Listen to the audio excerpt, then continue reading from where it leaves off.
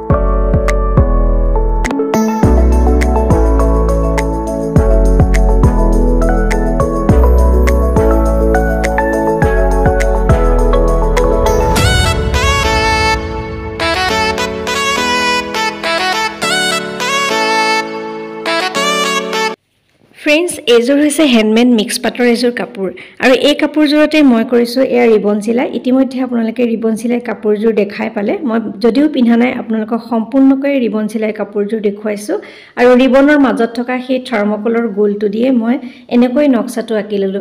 একেবাৰে সিম্পলকৈ কৈছোৱে আচলত মাত্ৰ 5টা ফুল দিছো, 3টা আৰু ওপৰত 2টা এনেকৈ দুফালে আচলত দিছো আৰু সাইডে সাইডে সৰু এটা এটাকৈ দিছো আৰু এনেকৈ আঁকি লোৱাৰ পিছত এয়া চাওকচোন মাত্ৰ 4টা কালাৰ লৈছো, বগা, হালধীয়া, গুলপীয়া আৰু এয়া সেউজীয়া আৰু মাজত লৈছো এংকৰ আৰু বেজিটো আপোনালোকক দেখুৱাইছো। ৰিবন চিলাই কৰিবৰ কাৰণে এটা ডাঙৰ বেজিৰ প্ৰয়োজন হয় আৰু ইয়াতে দুটা ধৰণৰ ৰিবন মই লৈছো। এটা অকন মোটা টাইপৰ ৰিবন আৰু এটা মিহি ৰিবন আৰু দুইটা ৰিবনৰে কাম কৰি ভাল লাগে অৱশ্যে আৰু বহু দিনে লাগিল অৱশ্যে কাপোৰযোৰ কৰোতে, যিহেতু একেলেঠাৰে মই বহি থাকিব নোৱাৰো। অলপ অলপকৈ কৰোতে 2-3 মাহ মান লাগিলে আৰু বৰ বেছি ফুল নহয় যদিও দেখাত ইজি, যদিও অৱশ্যে ৰিবন চিলাই কামটো কিছু কষ্টকৰ নহয় জানো। দেখাত একেবাৰে সহজ চিলাই, তথাপি ইফাল সিফাল কৰি থাকোতে যথেষ্ট সময়ৰো প্ৰয়োজন হয়। মই যদি বাতৰিও চাই থাকো তাৰ মাজতেও কেতিয়াবা কৰো, যদি ভাত খাই আহি 5 মিনিট বহো তেতিয়াও খুচো। এইদৰে ফ্ৰেন্ডছ কামৰ মাজে মাজে অলপ অলপকৈ কৰোতে মোৰ ৰিবন চিলাই কাপোৰযোৰ সম্পূৰ্ণ হৈছিল। ভাবিলো আপোনালোকৰ লগতে শ্বেয়াৰ কৰো। আচলতে এই কাপোৰযোৰ মোক এগৰাকী খুৰীয়ে অৰ্ডাৰ কৰিছিল আৰু সিম্পলকৈ কৰিবলৈ দিছিল, সেয়ে আচলতে সিম্পলকৈ কৰিছিলো। ফ্ৰেন্ডছ এয়া দুই ধৰণৰ ৰিবন লৈছো। এয়া চাওকচোন মিহি আৰু অলপ মোটা টাইপৰ ৰিবন আৰু এডাল লৈছো ফ্ৰেম আৰু এইটো বেজি আপোনালোকক কৈছোৱে এনেকৈ বেজিত সুমুৱাই সেই যে গোলটো আঁকি ললো, ওপৰতল কৰি এনেকৈ গোটেই কাপোৰযোৰ সম্পূৰ্ণ কৰিলো। আপোনালোকক অকনমান দেখুৱাই দিছো। যিসকলে ৰিবন চিলাই নেজানে তেওঁলোকৰ কাৰণে একেবাৰে সহজ হৈ পৰিব যদি মোৰ এই ভিডিঅটো চাই থাকে। আৰু বহুতে জানে ধুনীয়া ধুনীয়া ৰিবন চিলাইৰ কাম কৰি ভিডিঅ' কৰি আছে দেখি আছো আৰু মই কৰিছিলো কাৰণে আচলতে আপোনালোকৰ লগতহে শ্বেয়াৰ কৰিলো। ফ্ৰেন্ডছ ভিডিঅ'টো চাই থাকক আৰু শেষত কাপোৰযোৰ কেনেকুৱা হৈছে ধুনীয়া কমেণ্ট এটা কৰি জনাবলৈ নাপাহৰিব।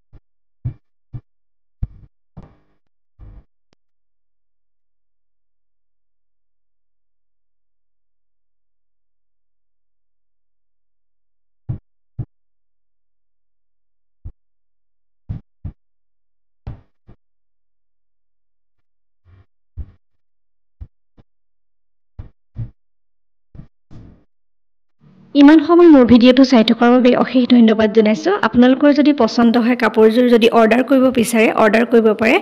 আজিলৈ আহিছোঁ পুনৰ নতুন কাম লৈ আকৌ অহাৰ প্ৰতিশ্ৰুতিৰে মই জ্যোতিকা সকলোৰে পৰা বিদায় লৈছোঁ। নমস্কাৰ। সকলো সুস্থ থাকক, ভালে থাকক তাৰেই কামনা কৰিছোঁ।